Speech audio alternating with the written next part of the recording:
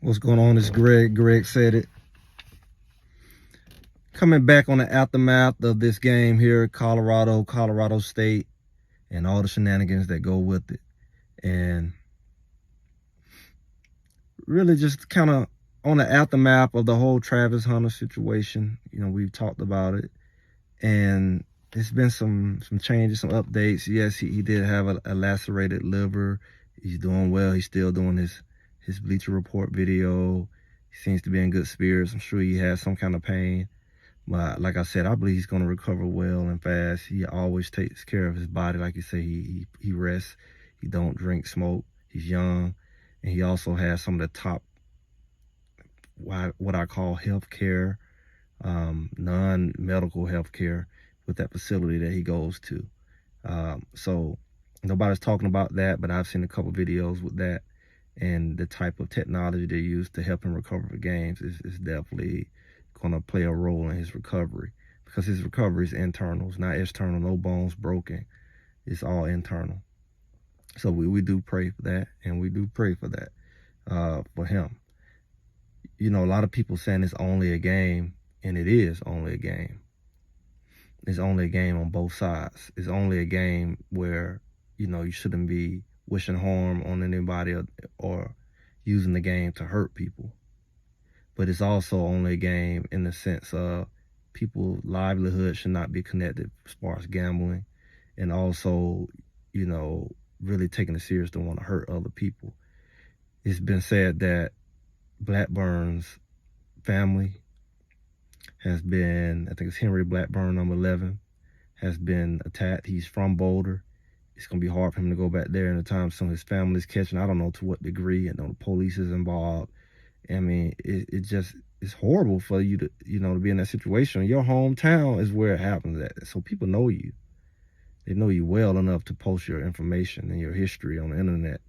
They can do that anyway, but these people know you. Probably has classmates and friends and whatever. They even goes to see you, because that's how it is. A lot of people either go to CU or CSU. So his family, he's probably well known, or, you know, to some degree in that community. It's hard, whether it's them being directly impacted by or indirectly through their child. So it is only a game, and unfortunately, you know, like I said before, sometimes decisions have those type of consequences. It has nothing to do with just being justified. So, you know, don't be idiotic with the comment, you know, because it can produce things. But Coach Prime, being the man he is, he got out in front of it, and instead of complaining about it, he just told the people to cool off and said he's a kid, and that usually works, especially being the victim of it. His players, he said he forgive them, and we're gonna go there today because it's his Christian morals and his beliefs, it's his values that really could make a difference with some of the heat. And I made the comment that Norvell failed this player with his arrogance and pompous and his pride, his pompous attitude. You know, however he was going about it, even after the game, he could have commented about it and showed some kind of remorse. People say that wouldn't help. Yeah, because they think like the same person making that comment. It's the ridiculous mentality. But for the most part, showing some sympathy towards the situation from the coach, and him even having his player or allowing his player to do it, says a lot about their character that didn't happen. Because Coach Prime definitely would have said something about being concerned about somebody's player being hurt and going to the hospital in the press conference, the post conference. And the player as well, he would have had his player say something, because that's the right thing to do. And that's how a lot of this stuff gets built up, because you not only did it, you could say it's not intentional or not. It looked intentional. You didn't really show no remorse on the field or after the game, and that only makes things worse. So that's what feeds it. Don't play like you're surprised. I knew exactly what was going to happen, because one, people are like that anyway. People have issues, but you also have the emotion of it with being a rivalry, and also being, you know, a big game like that with the fans and the people watching it on the TV. It was the most watched game at that time in history, and a whole bunch of other records as far as the year and And overall, out of all the years, just the number of people, like 9.3 million, and it was 11 o'clock game in a lot of areas, 10 o'clock, 10:30. And that's the level of attraction it had. I said before this game, this thing will make or break that coach. The pressure I know they're catching from parents calling and people calling and protesting and calling the NCAA and calling the school. And they claim they looked at it in his recent press conference. We looked at it and we didn't see nothing wrong. Still didn't show any sympathy. But the worst thing he did was put a spotlight on himself when it was already a spotlight there. Just let it be on Colorado. He couldn't stand that. And since it was on him, and then to go play that kind of game, it didn't help. The falling, having your players suspiciously laying out, acting injured over and over again, same players, different players. When the game got to moving, the cheap shots, not just number 11, number 1, pushing the quarterback heads down. They talk about the guy trying to take Shador out. People don't talk about the play before that. He reached for his face mask to take his head off when Shador ran the ball, right before that. All of that, the coach never acknowledged that. Instead, he whined about penalties. He never once talked about all the raggedy penalties he got. This guy set his player up. And that ain't even what this video is about. Ain't that something? But he felt this player as a leader. And I don't hear people talking about that as much. But I can say, yes, it is only a game. You need to play it like it's a game. And games have rules. There's nothing wrong with being competitive and aggressive within the confinements of the game. Beat the man on the field. Get even on the field. You argue and people say, oh, Travis Hunter earned it because he was talking junk. I don't know. You must be 12 or mentally something's wrong with you. And that's just like mentally, like somebody failed you as a parent and society. For you clearly never played football. For you to say just because somebody talked junk, they deserve to get hurt or cheap shotted. What you really got going on is a lot of messed up people, period. That's what is all spotlighted, right? You have a lot of hate and jealousy towards people. And people feel justified. Oh, they flash jewelry, they talk junk. What does it have to do with you? Why are you bothered?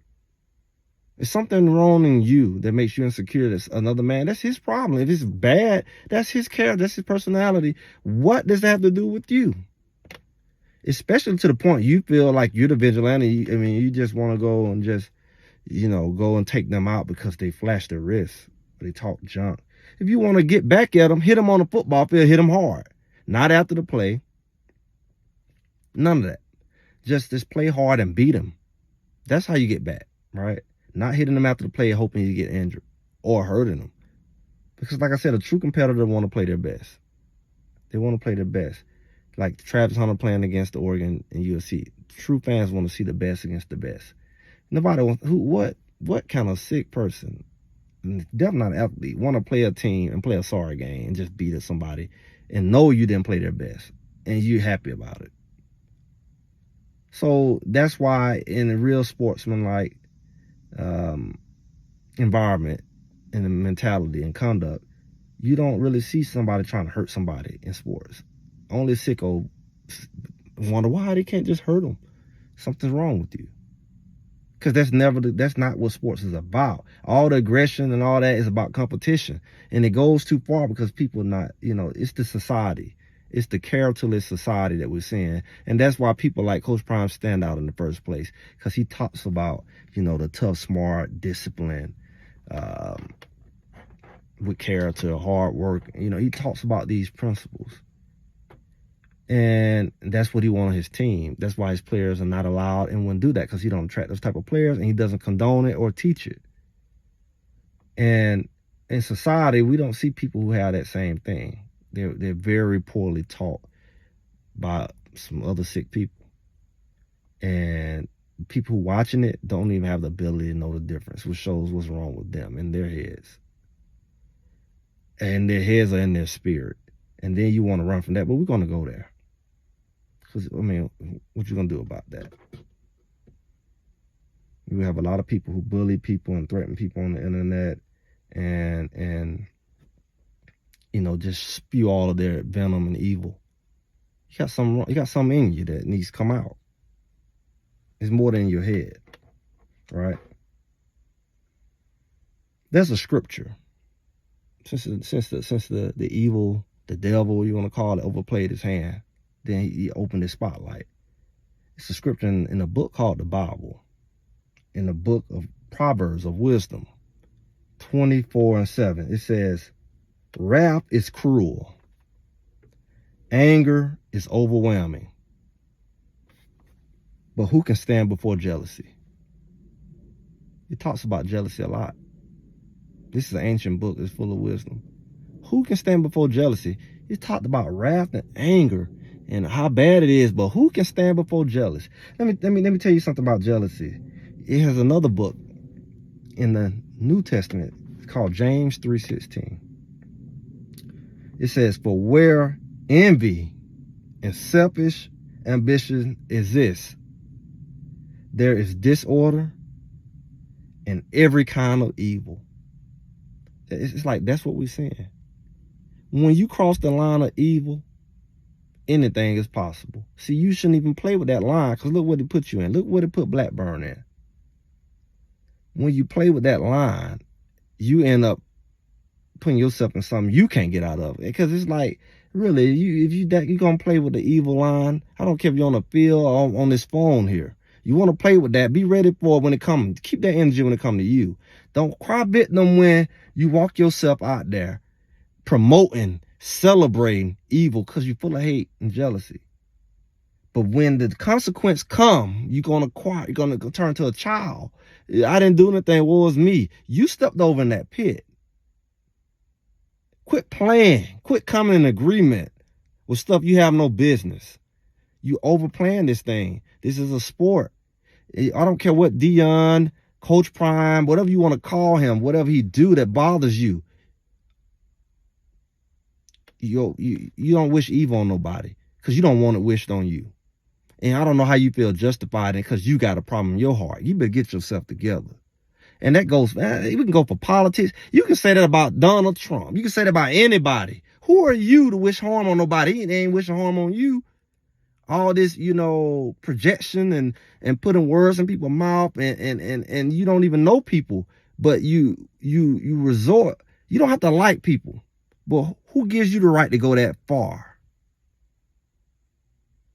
Because if somebody turn around and put that hate back on you, you crying victim, you crying somebody protect me. You say, you want sympathy when you don't give none. This is bigger than football, guys. Y'all open this can of worms. Don't go get sensitive now. Because it's fun, it's cute until it gets real. Everybody run their mouth until it gets real. You go too far. See, wanting to see another man fail that bad is sick. But having the audacity to expect them to succeed in your life while wishing harm on somebody else, that's just straight foolish and clueless. Because how do you really expect that to work? You joining forces with some forces to mess somebody else's life up, as if them same forces ain't gonna take you out. Who are you? What elementary mindset you live in? If them forces that hateful, they hate you too. You joining forces with hate because it fits your narrative of today.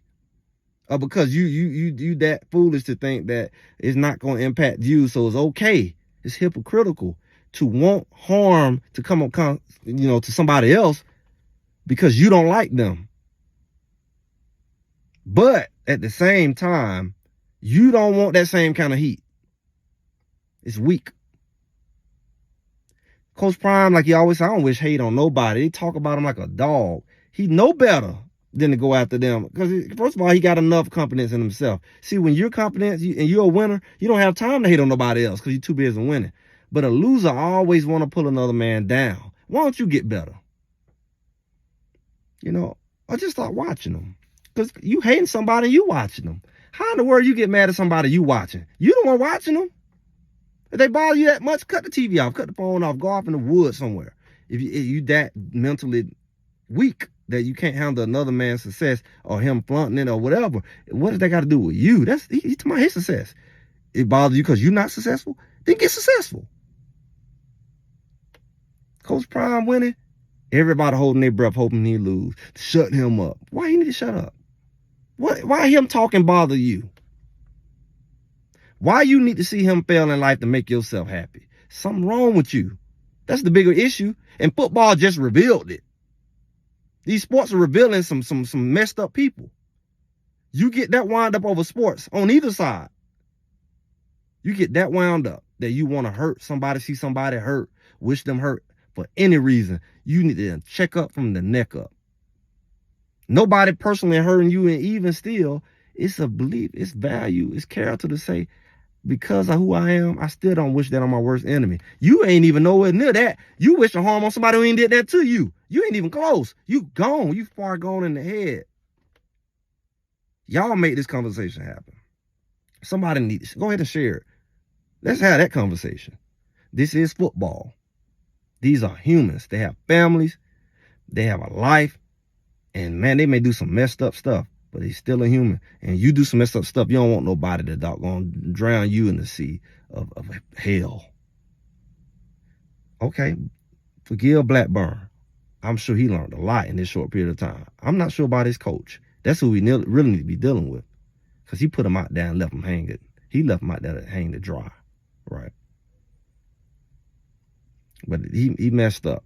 I'm not even all the way convinced that he wanted to lacerate his liver, of course. I don't think he, I think he probably want to hit him and make a point. I don't know if he necessarily want to knock him out the game. I think number 8 want to do that more than anybody. But I'm not sure. It was dirty. It was a cheap shot, and he learned a big deal about it. Hopefully he ain't like his coach. He's learning, and he needs to speak up and quit hiding behind that silly coach of his. And he needs to show some sympathy. And if he's too prideful, he got the wrong dumb coach. Because that's who he's acting like, if that's the case. It's not about, showing weakness. He should have showed that from the jump. Because he don't want nobody to do that to him. This is not war. This simulated war is a sport, but it's not war. Even a UFC boxer is not trying to destroy each other. They beat each other's brains out. But they even have sportsmanship. They're not going to go after the bell and try to chop somebody's head off. They knock each other, everything loose. And they know how to stop. They're not trying to go after the bell. They're not trying to really hurt them, even if they do. You got to have some respect for your opponent. It's a sport at the end of the day. These people can end up being your teammate at the next level. Really? They can be your teammate next year with the portal. That's why you got to have great leaders. Because they got to help you see the bigger picture, because you're still kids. And people watching this stuff need to get some mentorship too. We don't wish harm on nobody. We want the best for everybody, even during competition. We about to play Oregon. I want Oregon at their best. Oh, I hope the quarterback don't play. That's ridiculous. No, you ain't no athlete. You ain't a lot of things. We're going to end it with that. Quit wishing harm on people. You don't want nobody to wish harm on you or your family? Then shut your mouth. You're going too far. I don't care what the music say, what the TV say, what the video. I don't care what society say. If you too much of a coward to let that happen to you when you doing it to others, that should be a sign. Nobody wants nothing to happen to them and their family. So you need to do what the good book say. Do unto others what you want done to you. We'll leave it at that. Greg said it. Like, subscribe, follow, all that good stuff. Notifications, comment. And I'll talk to y'all soon.